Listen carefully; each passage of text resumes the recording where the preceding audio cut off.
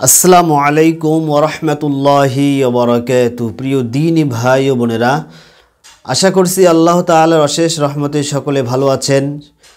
আমিও আলহামদুলিল্লাহ ভালো আছি। পবিত্র মাহে রমাদান শেষে আমরা ঈদের খুশি আমরা উপভোগ করেছি আলহামদুলিল্লাহ।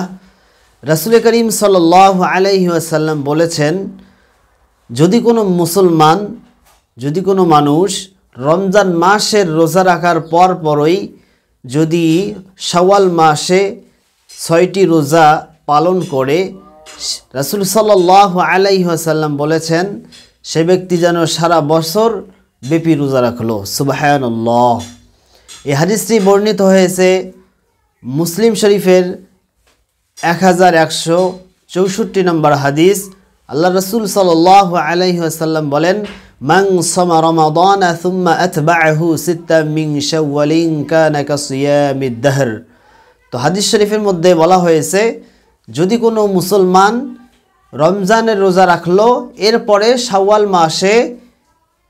মাসে 6টি রোজা আবার পালন করলো, আমল করলো, সে ব্যক্তি যেন সারা বছর ব্যাপী রোজা রাখার সমতুল্য সওয়াব পাবে।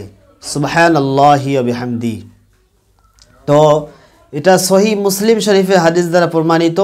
এই জন্য আমরা এই শাওয়াল মাসে যে কোনো সময় আমরা এই রোজাটা পালন করতে পারি, কিন্তু এই মাসের মধ্যেই রোজাটা দিতে হবে।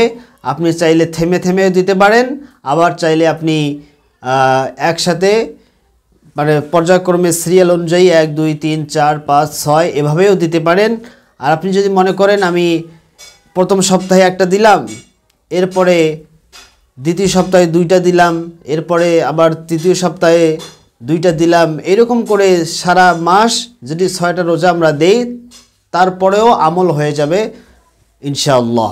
তো আমরা এই শাওয়াল মাসে 6টি রোজা রাখার চেষ্টা করব, তাহলে আমরা সারা বছর ব্যাপী রোজা রাখার সওয়াব আমরা অর্জন করতে পারবো। আল্লাহ পাক রব্বুল আলামিন আপনাকে আমাকে সেই 6টি রোজা রাখার তৌফিক দান করুন। আসসালামু আলাইকুম ওয়া রাহমাতুল্লাহি ওয়া বারাকাতুহু। যদি ভিডিওটা ভালো লাগে তাহলে চ্যানেলটিকে সাবস্ক্রাইব করবেন এবং পাশে থাকা বেল আইকনে ক্লিক করে রাখবেন।